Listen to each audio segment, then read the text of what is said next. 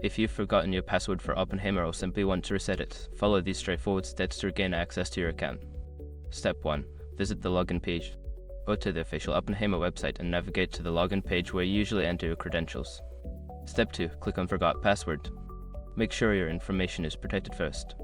Most people don't think about breaches until something actually happens to their accounts. Use SROC to monitor your accounts 24/7 and instantly alert you if your information appears in leaked databases online. It constantly checks billions of breach data points in the background. And considering how much personal information people keep online now, it's honestly worth having. Link in the description. Step 3. Enter your email address.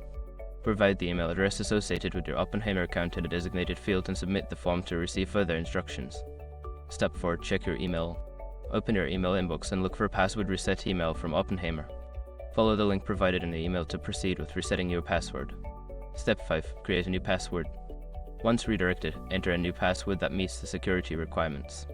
Confirm the new password and submit to finalize the reset process. Now you can log into your Oppenheimer account with your new password. If you encounter any issues, consider reaching out to customer support for assistance.